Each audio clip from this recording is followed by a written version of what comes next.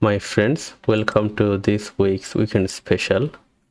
This week I'll be building SolidWorks Model Mania 2014 and I'm using FreeCAD Point 2 developers version to build this. So this Model Mania series comes with different phases. So let's take a look at it. In the phase 1 we have 3 cylindrical holes and surrounded by a cylindrical kind of area color. And on the phase 2 everything stays same except that this bigger cylindrical area that holding down these 3 holes, it kind of lowers down to match with these cylindrical holes. So that's the one big changes. And then there are like a lot of fillets. Now speaking about fillets on curved areas like here, it's a little ambitious for FreeCAD, so we will give it a try. With have limited expectation on our end. With that, let's go ahead and regular image processing. So this is going to be 50, and then let's go ahead and make it a half transparent. I want to keep that on XY plane and then relocate it to the center of this workspace. So I'm relocating the image just to make sure everybody is on the same page here. I'm not relocating the model, I'm just relocating the image from here. So the center is there. Now I can go ahead and start sketching. Well, on the sketching part, I think it would be beneficial for me to actually build these as tubes. So let's go ahead and build a tube with, so this is says diameter 26. That's going to be inside because we have this wall thickness 3 millimeter. So the outside radius would be 16, 13 plus 3. And height, we know the height is given here 35. Okay, so we got one of the tubes. I want to array it 3 times. So I will be using the draft workbench polar array, which is a shortcut on my global toolbar here. To do that, I'll have to move this tube to the location on the radius, diameter 48. So I'll move this up on the y direction. It would be 24. So it's at position now, right? And I also want to place it here. So I'm taking this line, so this surface as my ground 0. So from there it would go downward 15, will stay 20 up.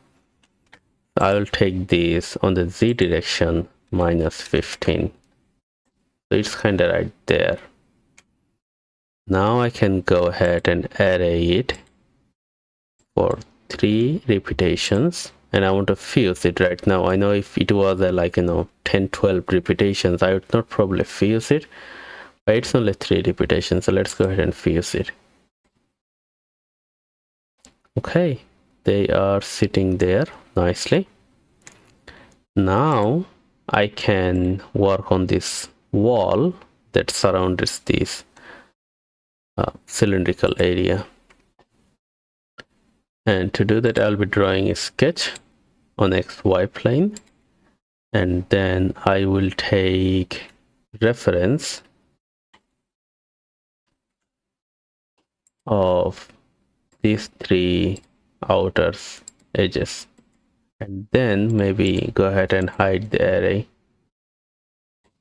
Okay, so now what I have is 3 centers. I can use that to draw 3 arcs just like that.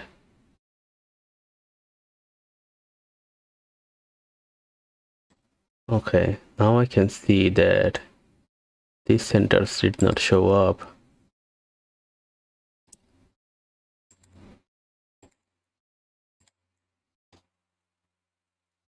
Right, so going back to the sketch,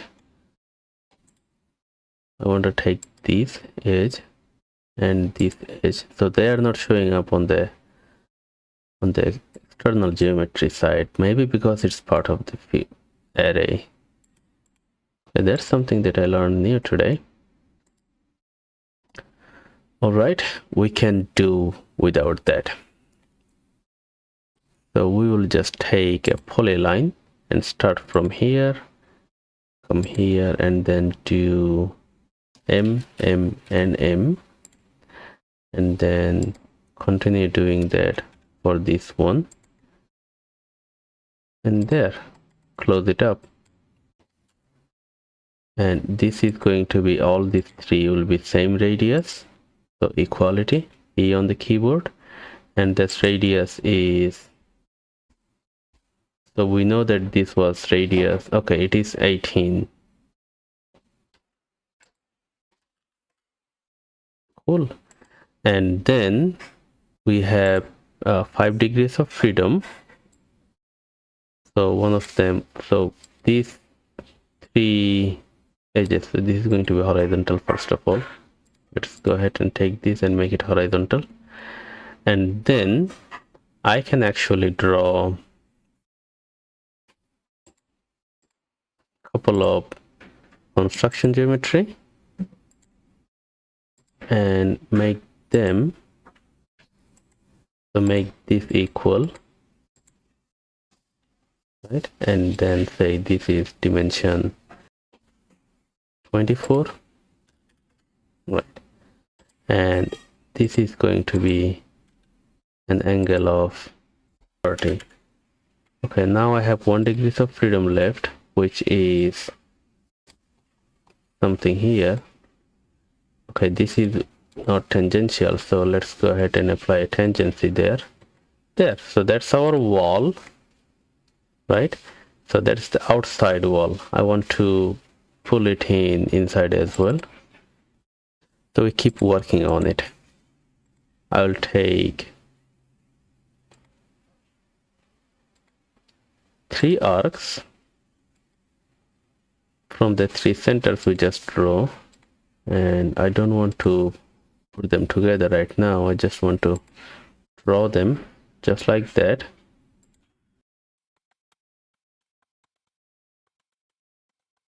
This is going to be horizontal and these two are parallel, so we are going somewhere. Now I want to make these 3 equal to one of these, the equality constraint. Select all of those and then say equal, and we have 3 degrees of freedom. I can go ahead and apply some fillet on these corners. Okay, so all these corner edges will be same, so let's select all of those and apply equality constraint, and one of them would be radius 3. Now I can go ahead and place this right where I think this equality constraint that I applied is wrong. All of these I'll actually be equal to this inside there. It makes more sense now. All right, now finally one thing to do is take these 2 distance and apply minimum distance of 3 millimeter. Okay, it will be same for all 3 sides.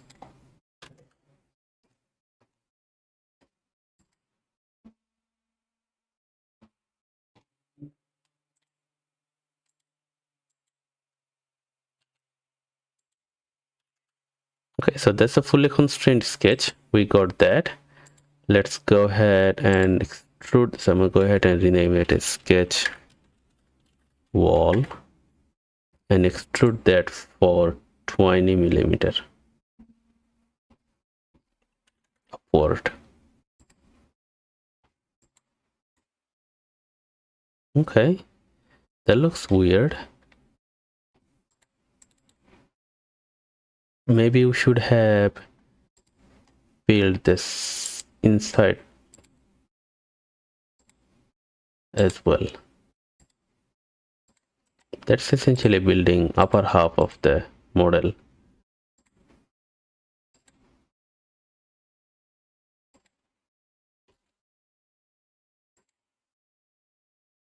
Okay, there. So we build the upper half, and for lower half we have the array. Maybe we can put this together as one object, and it did not work. I know why. The array, we fused it, didn't work, so we'll have to make it a compound first, and then sometimes array does that. I still have to figure out actually when it does and when it doesn't. So what we have is a thicker wall here, 5mm, and that thinner wall down here, 3mm. Right, we got one part done. The next part is to build this circular part. I'll build that in 2 steps. The first step is to draw a sketch on XY plane and build a circle of diameter 50, radius 15, sorry, diameter 100. We got that. Now I'm gonna go ahead and extrude that downward for this thickness, 3mm. Extrude that for 3mm downward. Okay, and now I'll build a tube around. So there will be another tube of outer radius of 50 and inner radius of 47, because it's a 3mm thick right here, and height wise it would be 15 minus 3, so 12 would be height. Okay, here it's sitting right there. I want to bring it downward by, okay, I'll see. I want to bring it right there, so minus 15. Now let's go ahead and place these together as one piece. Let's say this is the pan. So it does create one issue where we have this, and actually we can break out this fusion and use these cylinders to our advantage. So I can take this and the pan and make a connect object. Okay, that took the other way. We can work on it. The compound inside there was array and there was the tube. We don't need the upper side anymore since we built it. What I want is I want to reduce that height to 15 on that tube. So the height would be 35. I want to make that 15, right? And then, so now what we have is, so the tube is right there coinciding with this plate right here.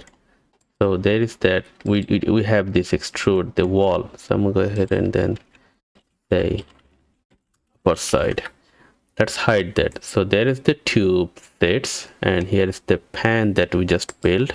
I can take these two and make a connect and build that part. Very simple. And now pull in the upper side, and basically that's our phase 1. That's what phase 1 is looking for, except the fillets. So let's work on the fillet now. Take these two and connect it as a union and see if we can make a fillet right here. We'll take one of these and apply a 3mm fillet, which worked beautifully. So we have the inside part filleted. On the outside we have this edge and the inside, these two fillet to apply. So I can take this and maybe in here I can select this one too and hit 3mm, which worked beautifully. And on top of that I want to apply another fillet of this edge. So I select this edge and then apply another fillet, and on that I want to select this one too, maybe these 3 edges. Okay, all of these I'm going to go ahead and apply 3mm fillets. So phase 1 of model Mania 2014 is complete. Let me go ahead and save it real quick. Now it's time to work on phase 2. On phase 2, what it says is, okay, hide it upside down. On phase 2, we will have to take this outside pan, kind of squeeze it to match with this edge. So we have this edge, and now this edge will be reduced down to here, and then here it says fillet must terminate as shown. So that's where, you know, we will see what we can do, but let's go ahead and try to take these fillets down. So the outside fillet, I'm gonna go ahead and take that down, maybe this one too, because we don't want it to break down the model before we actually build it. So there. Now the inside fillets can stay, so I can go ahead and apply that inside fillet 3mm right now. And then, so this one is actually the pan that we built. So this is the upper side, this is the connect, right? Inside there is the pan, and there are 2 parts. The first one is the extrude. Here we have the sketch radius 50, right? That's what we will have to modify. On the tube we have 50 as outer radius. So what I want to do before I change anything on this sketch, I want to name this as pan radius, okay, and keep that name in your mind. Then I come to tube, and here I say outer radius 50. I want to match it with that sketch, so that is sketch 001 dot constraints dot pan radius. Okay, now I can go ahead and change this radius to something what we want, and that radius would be, so the outside edge of this, which we can get from phase 1, so that would be, okay, let's take a look. So that is radius 18 on a radius of 24. So that's be 24 plus 18. So we have a radius of 42. So what we'll have to do is we'll have to make this 50 as 42. Okay, and then we have the tube broken because we have the outer radius 42 and inner radius. We'll have to make that formula as well. So this is going to be, okay, we'll have, can say outer radius minus 3mm. That makes it simple. Okay, there it is. That is our object. That's our object without the fillet, of course. So I can go, I don't think I'll be able to do that fillet. That is going to be really challenging for FreeCAD, so we won't even try it. The outside one, the problem is at this point where we have this one point connecting 4 edges, and 2 of them edges are curved surface. Let's give it a try. If you want to apply 3mm, we will want to apply 1mm fillet, it won't even take it. So what I can do is actually go back to that connect, and in the pan and in the extrude and sketch, here we have constraint 42 millimeter. How about we make that 42.01, right? That kind of detaches these two edges. Now I can give it a try, see if it works. So we say 3 millimeter. It worked. So that's one thing. There is this 0.01 millimeter inaccuracy that I hope you did not notice. With that, I want to go ahead and now apply fillet on these three edges as well. I want to do them at separate stages. I don't want to do them at all like at the same stage between this one and this one. See, the model is broken. So looks like we cannot do that. We cannot take, can we do 1 millimeter? So we can say this one and let's say 1 millimeter. It does break the model here. Okay, there it is.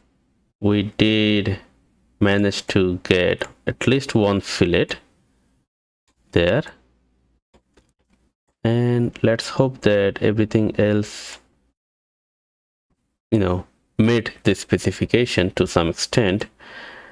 Again, I hope and pray and hope that the developers will look into this issue. I wish I could code so I could fix it, but yeah, no, coding is not my strength. It's not even one of my features at all, so you'll have to forgive me for that.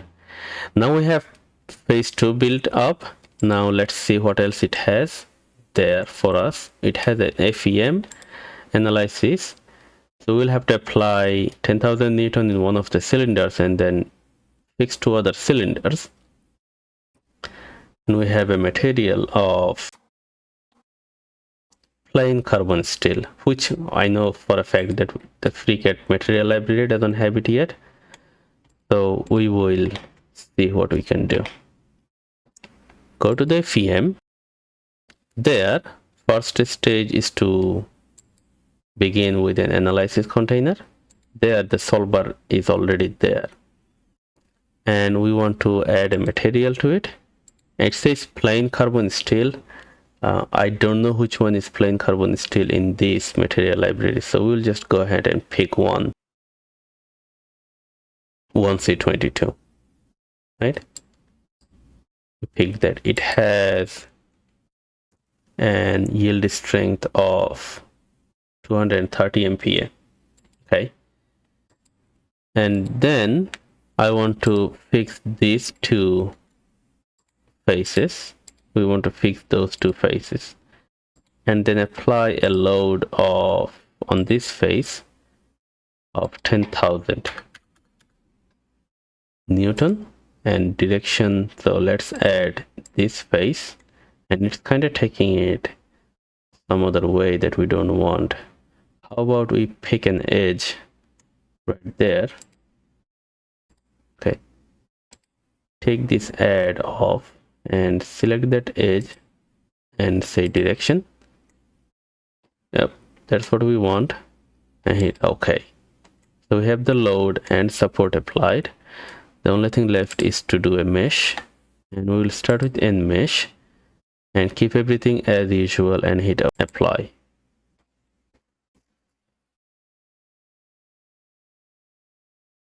Okay, looks like the mesh worked. And now we go double click on solver CCX and write the INP file and then run Calculix.